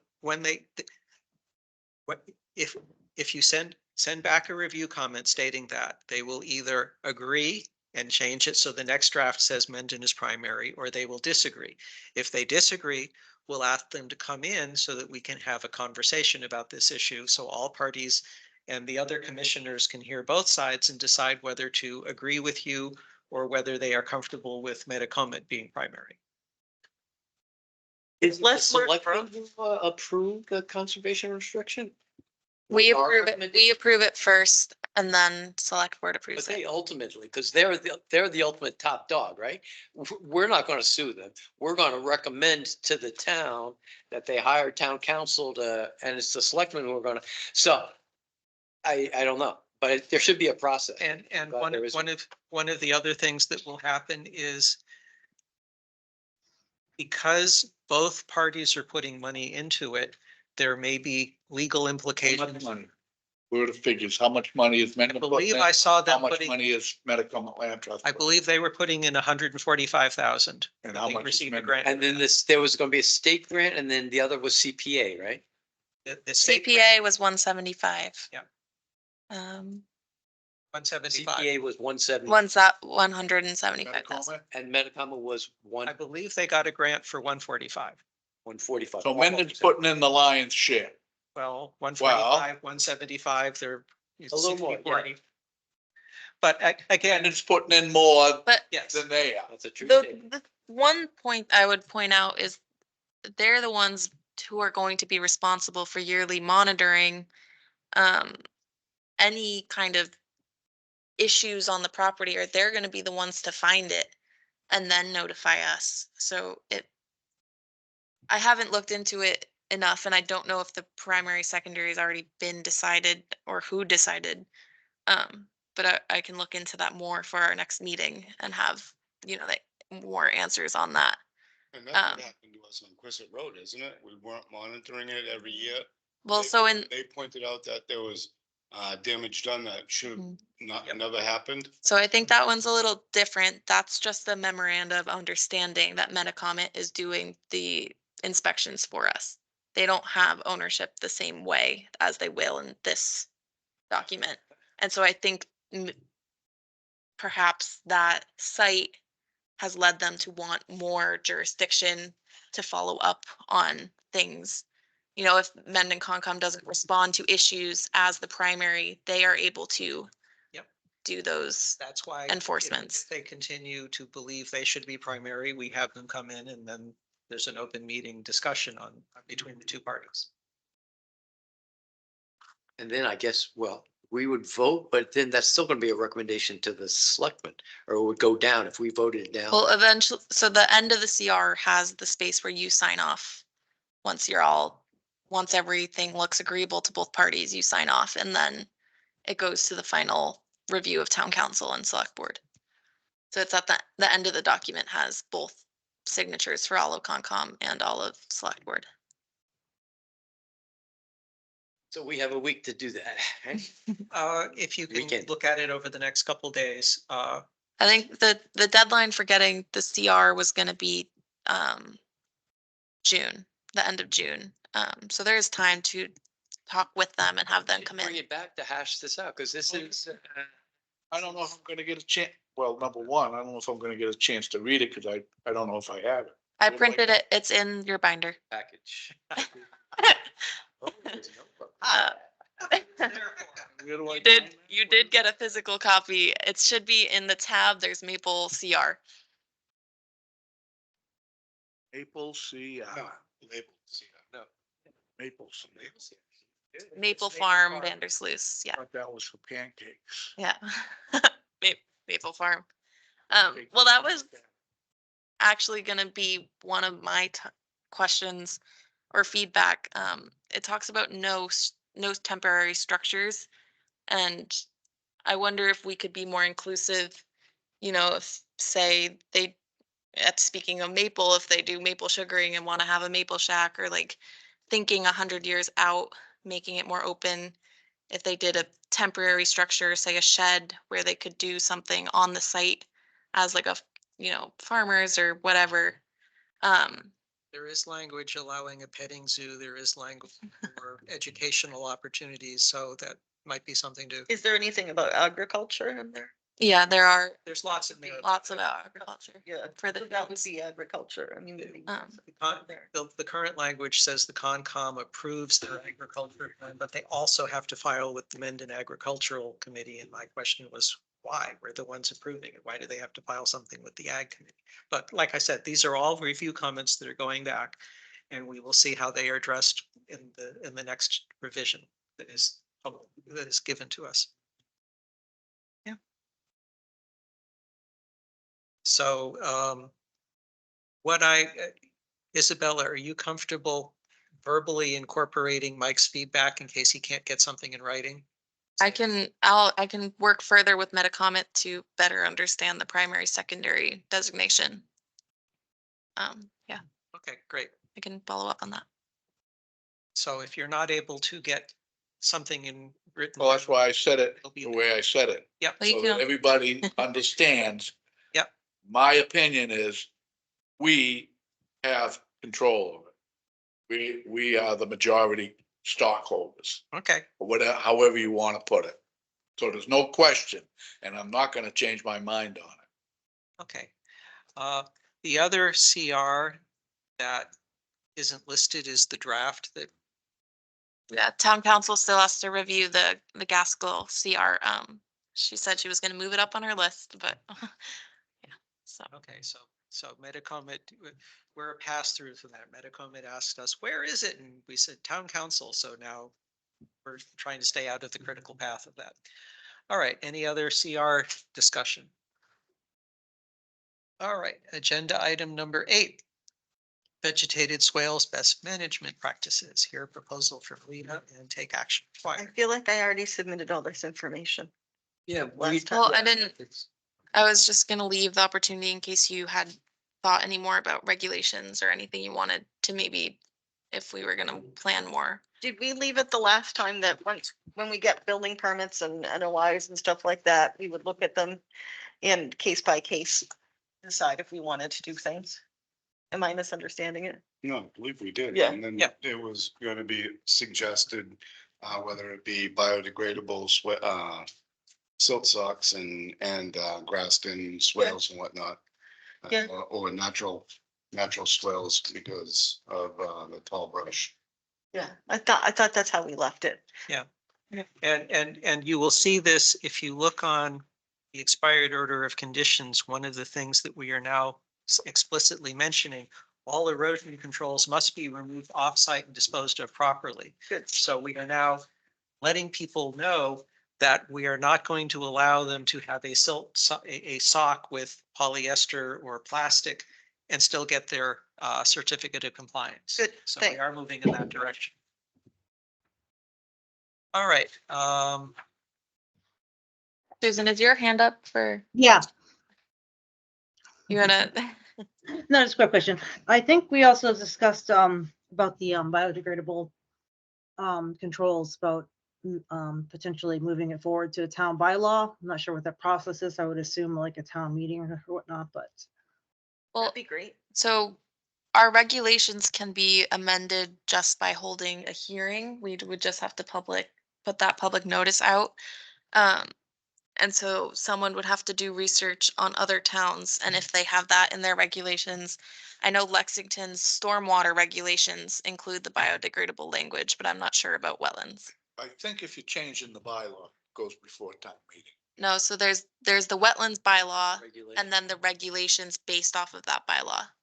The bylaw would have to go through town meeting. So the regulations where we have our fees and additional conditions can be amended at any point. Like if we have fees and we want to crank up the fees, we don't have to have, we just have a right. public hearing. We hold a, Say, we don't want this type of material, or we want a standard well around pumping. That's kind of like our regulation. It doesn't change the bylaw. The bylaw is, Broader. Yeah. Topic. This is, So- larger towns have a different level of Hmm. where they're documenting things. The goal is that you push down where appropriate. The reason you don't, for example, if you're talking about a very specific building construction best practice, or you're mandating a best practice, you don't want to have that in the bylaw, because then if a new best practice comes along, you've got to go through the hassle of getting it on the warrant. So you push that down into a regulation which derives its authority from the bylaw, but is something that is much easier to change. It's either by the Concom voting, or we go up to the select board and have it, depending on whether it's a policy that impacts multiple departments. but still with public notification. Yes, we would have a public hearing, we'd advertise it, it would be in effect a green card to the entire community saying, we are going to be discussing modifying. One of the things we discussed at last night's meeting with the select board is our Mendon bylaw fees are much lower than other communities. So as part of our funding for a full-time agent, we will be investigating whether our fee structure should go up. There you go. That has to be done at a public hearing. It gives all of the contractors who do business in town a chance to come in and say, I don't want to have to pay extra money to get a fee, get an NOI or ANRAD in Mendon, and we get their feedback. Or the homeowners. Yes, that's right. Yeah, well, one of the things that I would ask to be looking at is, historically, Mendon has charged low rates because we don't want to impact small businesses and individual homeowners, but we're now seeing larger projects. So is there a way to do like scaling? Can you say if Well, your you can project? you can do like NOIs for our single family homes have a different price than Yes, big exactly. development. But my argument would be, they're paying 2 or 3 times as much for their building permits. Why aren't we charging an equivalent? And amount? that's the discussion we would have at that particular public hearing. I'm not, I have not my plans yet. Nope, and so that's something to think about in the future. And as what you have here is an example of Isabella as a full-time employee now has the ability to come up with and add this kind of written documentation in helping us to create stuff that is it derives from the Mendon bylaw, but it is saying how the Mendon bylaw will be consistently interpreted by the committee, by the Concom. Well said, Mr. Chair. Yep. Thank you. Okay, we now, and do we need to keep the vegetated swales line item in future agendas? Is that settled now? It's probably settled, but there should be a general hold, for, general discussion or kind of, but yes, No. Why? The whole point of an agenda is to get it off. There you go. I can't have an agenda that is, commissioners can shoot the breeze and bring up whatever they want to talk about. Now, you have to notify the public ahead of time so they can decide whether they want to attend and listen to the deliberation. So Leah, you've had enough of that? We can take that off the agenda? Well, I'm never gonna have enough of that, but like, I feel like we've got a good hold on it. Okay, great. So that can get, all right. Agenda item 9, review activity since last meeting, building permits. We're still waiting for an ANRAD for 134 North Ave. And then for 93 North Street, I put their building permit on hold.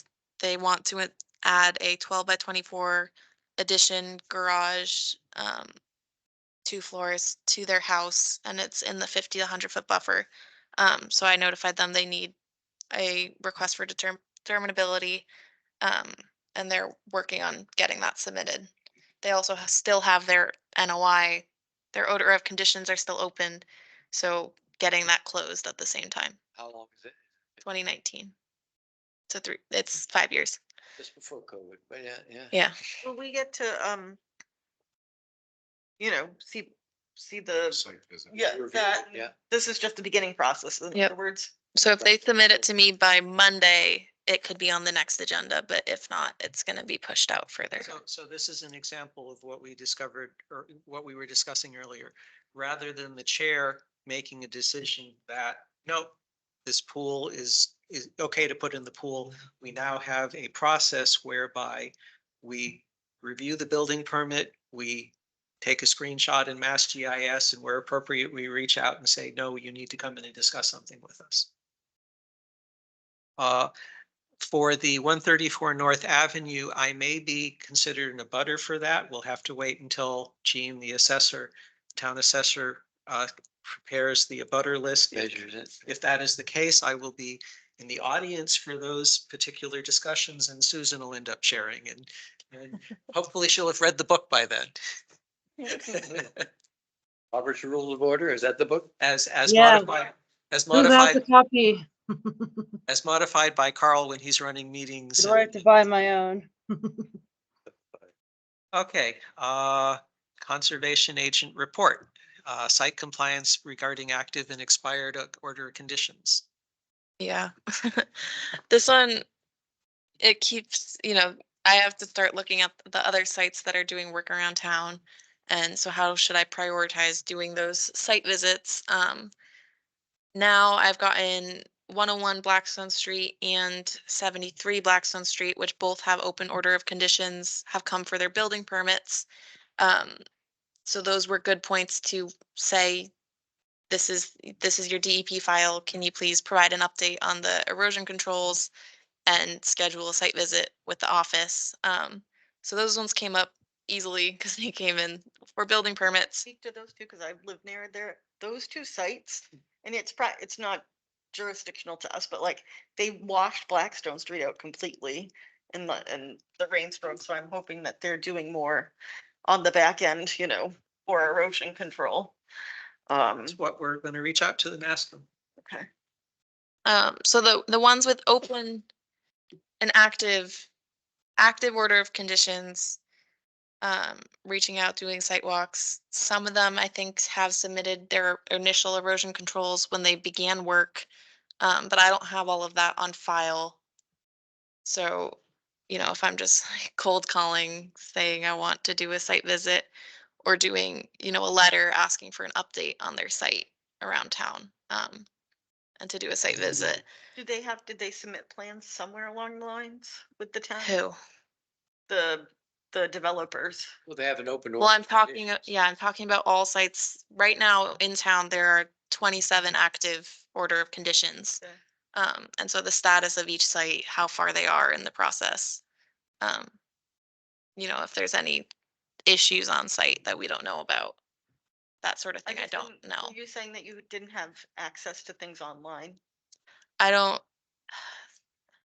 Things have been chaotic in terms of paperwork the last 3 years. So some things we approved, and the final proposal may not have been stored online. She hasn't found where the paper copy is in the file Gotcha. cabinet. Okay. yeah, Gotcha. I guess I can just, I can kind of share my screen. No idea why we trying to get someone like Isabel for long. So what happens is she'll send me an email. Do you know anything about this? And I'll search my email for the last, oh yeah, here's an attachment that someone had that never got stuck in SharePoint. Yeah, so here's, the master site of all of our DEP numbers with active. So all of these, these clear ones have open order conditions. And then we get into the ones issued 2021 and they start expiring. Bob keeps the one I'm thinking about is the adult entertainment site. their permit expired 2021 and I know they're still or their permit expired this past fall. I know they're still working. I don't have their general construction permit number. I don't have a stormwater permit for them. And so these are the sites that I don't know how I should make that initial, schedule a site visit and see how far they are in the wetland work. I think we should draft a letter, Yeah, so I have, letting them know because they might have it, Mhm. since we might not have it. might not have it, or it's filed incorrectly. And give them Yep. the opportunity to produce it to us, and if they don't, then the next step is, okay, come on in and apply, Yeah, so I have, off everything. the expired is the letter I have drafted. I think I put Yep. a couple packets out. So that's where It's the first page here. it says, Yep. you have But this the other permit. The other issue is you should feel comfortable that you could go to any of these sites. Right. And do you even have to ask permission? You Yeah, don't, you were right? supposed to But you should. notify and You give. should notify them. So there's no, but I think there it's a should be a security standard issue. letter. Yeah, I'd like to schedule a view next week. Yeah, I don't have to give notice. I can also show up, but that's not, I don't want to start showing up around town. So I just feel think, like it's a security issue too, Yep. like, I want you to be safe. I don't. yeah, so then for the ones that are potentially expired, they're supposed to reapply. And it's gonna be a real pain if we have, 20 permits come back in to reapply. So I just was thinking, if we want to have a game plan, if they're, Yeah, like a month before it expires, 2 months, 3 months. It's the Yeah. responsibility of the applicant. And we had a case last November where one of the engineering companies sent us a letter saying, hey, my permit's expiring next month and can I get on your agenda? And we heard them at the end of November, beginning of December. They did the right thing. It's extra work for our agent to go and hunt down people with expired permits. And so if we're doing that, we should think about extracting money from them. Oh, yeah. well, there's a inspection, we do have an inspection fee in the regs already, and we have a certificate of compliance fee as well. So I don't think either of those have typically been collected. But so, ideally what will happen for these expired permits is they say they've done the work, we do a site walk, we give them the completion, and then See, COC for the ones. and charge them for doing that and getting it added to the registry deeds. Yeah. And if we find something, you make them fix it. I mean, We say we're not issuing the OOC and we're going to watch them. And in worst case, we do an enforcement order and start fining them on a daily basis until it's fixed. But so I guess my game plan was going for these bigger sites that have SWIP reports that are supposed to be submitted yeah. bi-weekly, starting with those, and then moving to the smaller single-family homes that have construction active, and then getting to the expired permits because they're already expired. I think that's a good game plan, actually. Okay. Yeah. Any further discussion? General agreement that what Leah said is what Isabella should do? No, that's right. Because a standard homeowner, there's no stormwater plan or No. permit required. I'm not, and Not- no different ID number. So I don't know. It's. They're gonna do the most damage to the wetlands. Well, If they're bigger Well, developments. Well, I've when, al- on a larger scale. I've always felt it's not only are we commissioned to protect the well, protect the environment, but it's also our job to educate and help Mhm. the applicants. Now, homeowners, there's a difference. Homeowners or developers. Developers should know the rules. Right. So I've always had a different attitude towards developers and a more, for lack of a better term, kinda lenient for the homeowner unless the homeowner continues and shows that he's a habitual offender. We did that this evening with the pool. Right. And that's how I believe, and I've been on this board for over 30 years, is how we should act. But everybody has their own way of doing things, so. No, it sounds like that's what she's gonna do. Yep. So, So then I guess for these initial site inspections, should I, do people want to come on these Sure. check-in ones? if I'm available, I'll go. Okay. You should probably, I'll be quiet. get the schedule and then send it around. And And then make if a we schedule. can, because you probably shouldn't go alone if you. Yeah. Yeah. Yeah, that's where I don't have an ID card or, Above all, Like I said, I can change my schedule, Mhm. meet any time or day that you need. But So- so say I schedule like 5 in a row on a Thursday morning Yeah, that'd be good. and then, Then you get it out of the way. That's Yeah. easier for your schedule too. Okay. because I think rather than setting specific times for each one, it'll just be like 9 to 12 this See, day. Monday morning, yeah. you Yep, don't have to Monday say morning. 10 or 11. Yeah, I think that's good. okay. Thanks. All right, next part, review meeting schedule for 2024. If you turn to the last page of the packet with the expired orders, Isabella has prepared a draft meeting schedule, which includes the meeting dates, the second and fourth Thursdays of every month, as well as the deadline for when applications would need to be into her in order to be considered at that meeting. Yeah, so then this is, having a schedule up, people can say, oh, I want to be on this date. So I need to have my permit in by this time or my Nice application job. in. That's a good idea. No, way more organized. Yep. And so then, Second and the fourth, there's only some month. so November and December, Yeah, with- November falls on Thanksgiving and then December falls on the 26th, which I assume no one wants to come in. So often there, we just skip a meeting or Sure. tentatively and then. It's only two. So I propose we skip. Yeah, it's only two. And it's winter where nobody. Yeah, so I propose we either skip both Thanksgiving and Christmas or, and leave the December one, but we could also move We don't have- December up to the first week, but that throws more off. So I think, we always meet bi-weekly. We could do just once a month for the last 2 months, but Yeah, in October, we can modify it. My recommendation is to leave this as is, and then at the end of October, we look ahead and see how busy our plate is. And modify it at that. And that's what we did a couple of months ago. Yeah, that worked out. Okay. well, I would almost want to just have them off and then we could add it if we need it. Definitely take Thursday, November 28th off, because nobody's going to come in on Thanksgiving. I'm not gonna come the day after Christmas either. But, okay. All right, then RDA and NOI checklists, they're also in this package. Yes. Could you explain what the purpose of the checklists are and how they fit into the way other towns do things and so on and stuff? They're standard.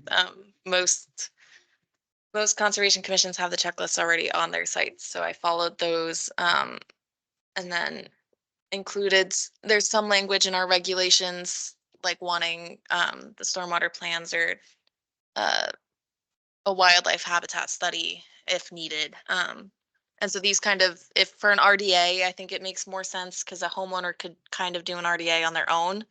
And then they have the checklist in front of them. And these also, they outline the affidavit of service and the notification to abutters, which are also now on the website. So making sure, if they submit everything on Thursday and they're missing a couple of forms, it's not considered a complete application until they get everything from the checklist on. And during the MACC training, that is important because you do not start the 21-day clock. Until we say, yes, we are accepting it, we are not bound to give them a response within that time, or it goes to DEP. We have coming up the Hastings Street project. It is currently, they're going to be hearing it at the planning board, I think on Monday. So that will be our first chance to try out the NOI checklist. And I'm sure this will make John Nenart's work a whole lot easier because it explicitly says exactly what he should be giving us in his Is consent. this Washington Street as well? Or we Yep. call it Yes. Washington Street? Street. And I'm going to be In the audience for that. in the audience for that one. Yeah, he dropped it off this morning.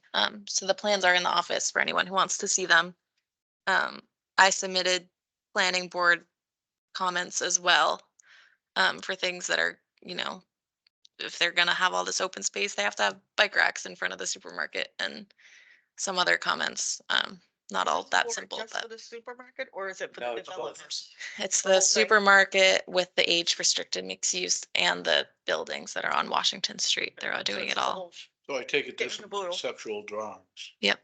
There's a lot Yeah. of some- And Yeah. so then procedural wise, if we want to have peer review for this as well, should I have that proposal ready to be decided?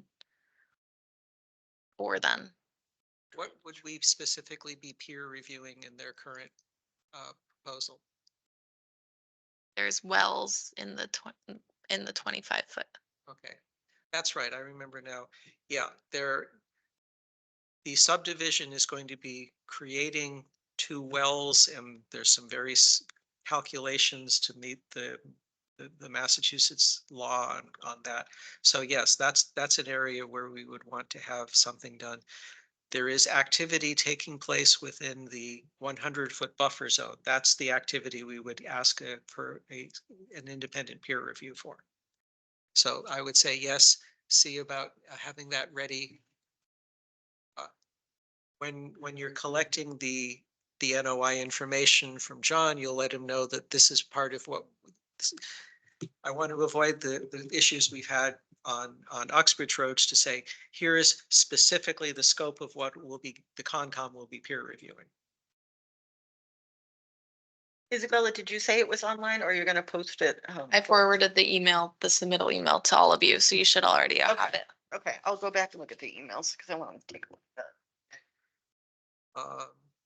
The last one, financial update, we covered that at the beginning while we were waiting to see whether Susan could come back online.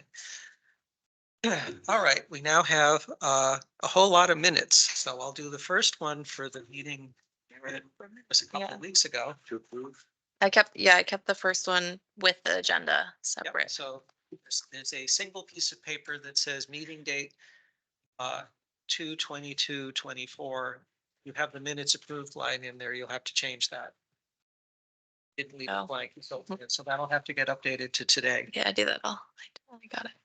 So I will entertain a motion to approve the minutes with a modification of the minutes approved date. Do people have any other changes that they wish to make to this document?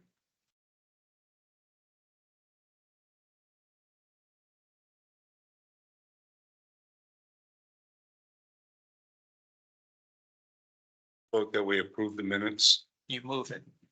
Then I move that we approve the minutes of 24/2/22 With an update to the minutes approved line. with the update to the minutes approved line. Is there a second? Leah jumped in. All right, any discussion?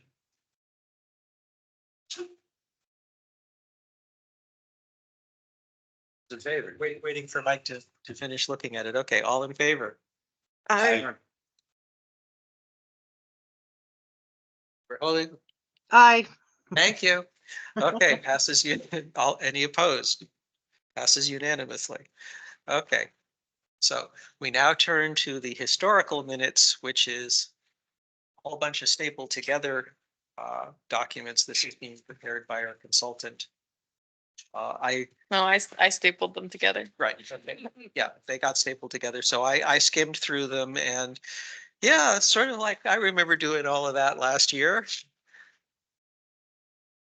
So do people want to approve them now, or do you want to take the chance to go back and review them on your own? wasn't here, so. I reviewed them Okay. while we were waiting, and I found no discrepancies. Okay.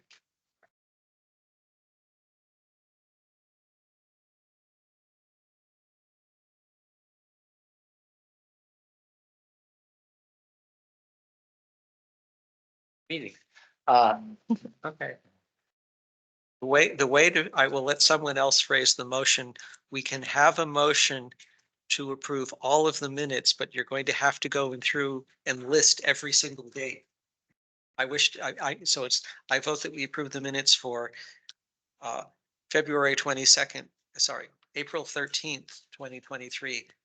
Yeah, and that's these seven? Yes. I can do that. So go. Let me make a motion to approve the minutes as a block, including the minutes from 24 to, Nope, we did that one already. okay, including 4/13/23, 4/27/23, 5/11/23, 5/25/23, 6/8/23, and 7/13/23. Second. It's been moved and seconded. Any discussion? Thank you for making that. All in favor? Right. Right. Susan? Nope, you're still muted. Blink twice. I I just noticed like it might be a typo, but just cross-check for the go out. It was on which one was I looking at? I could just send it. I'll email it to you. Sounds good. Okay. It was the spelling, someone was like, yeah, and yeah, so nothing major. Okay. So moved and seconded, voted, great, okay. Any other issues that people that were not reasonably anticipated 48 hours in advance? Okay, we're all done. I'll wait for someone. I make a motion that we adjourn for the night. Second. Moved and seconded, all in favor? Okay, Bye. great. See you in 2 weeks. Good night. Right. So I will wait.